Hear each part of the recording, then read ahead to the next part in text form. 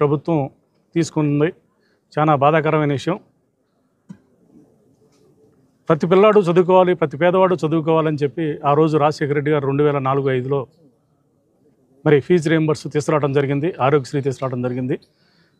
మరి ఆ రోజు నుంచి కంటిన్యూ అవుతా మరి అకాల మరణం చెందిన రాజశేఖర రెడ్డి గారి తర్వాత జగన్మోహన్ రెడ్డి గారు మరి పార్టీ స్థాపించి అందరూ పేదలు బాగుండాలనే ఉద్దేశంతో 2019లో అధికారం వచ్చిన కాడి నుంచి కూడా మరి ఆ రోజు నుంచి విద్య మీద కానీ వైద్యం మీద కానీ ఎంత ఖర్చు పెట్టాడో మీరు అందరూ చూస్తూనే ఉన్నారు. ఏ ఊరు వెళ్ళినా కూడా, ఏ గ్రామం వెళ్ళినా కూడా స్కూల్స్ కానీ కాలేజీలు కానీ అన్ని డెవలప్మెంట్లు. గతంలో ఒక స్కూల్కి వెళ్తే మరి ఆడపిల్లలు టాయిలెట్స్కి వెళ్ళాలంటే చాలా ఇబ్బంది పడేవాళ్ళు. అలాంటిది ఈరోజు ఎలా ఉందో, స్కూల్స్ ఎలా ఉన్నాయో ఒకసారి చూడండి. స్కూల్స్ మరి కాలేజీలు, మెడికల్ కాలేజీలు ఒక మార్పు తీసుకురావడం జరిగింది. అట్లాగే వైద్య రంగంలో కూడా ఒక మార్పు తీసుకురావడం జరిగింది. కనీస ధర్మం ఇది. ప్రతి పిల్లాడు చదువుకునే హక్కు మనకి కల్పించాడు. మరి చదువుకోవాలంటే ప్రతి పేదవాడు మరి ఇప్పుడున్న పరిస్థితుల్లో చదువుకోలేడు. ఆర్థికంగా ప్రభుత్వం ఆదుకోవాలి.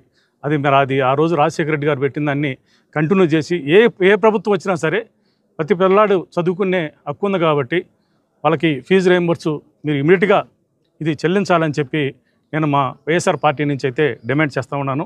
అట్లాగే వైద్యం కూడా ఇప్పుడున్న పరిస్థితుల్లో మరి ఆరోగ్యశ్రీ కూడా ఆపేయటం జరుగుతుంది.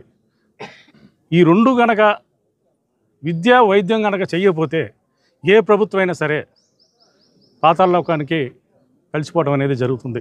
జగన్మోహన్ రెడ్డి గారు ఎన్ని కష్టాలు వచ్చినా సరే మరి ఫీజు రియంబర్స్ కానీ ఆరోగ్యశ్రీ కానీ ఈ పథకాలన్నీ కూడా పార్టీని కూడా పక్కన పెట్టి ఆయన ఈ పథకాలని ఈ పేదల్లో చదువుకోవాలి అనే ఉద్దేశంతో తపనపడి ఇన్ని 5 సంవత్సరాలు నడపడం జరిగింది. మరి ఈ ప్రభుత్వం వచ్చిన తర్వాత ఈ పేదల గురించి ఆలోచించే పరిస్థితి లేదు.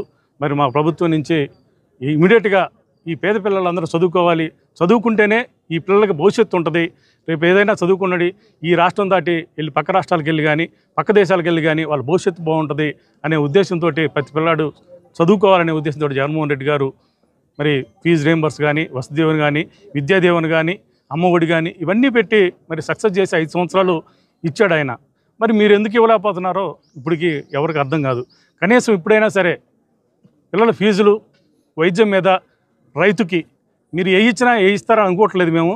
కనీసం ఈ 3 ధర్మం ఇవ్వాల్సిన న్యాయం, చట్టం, హక్కు వాళ్ళకు ఉంది కాబట్టి మీరు చేస్తారని చెప్పి మేము వైఎస్ఆర్ పార్టీ నుంచి డిమాండ్ చేస్తున్నాం.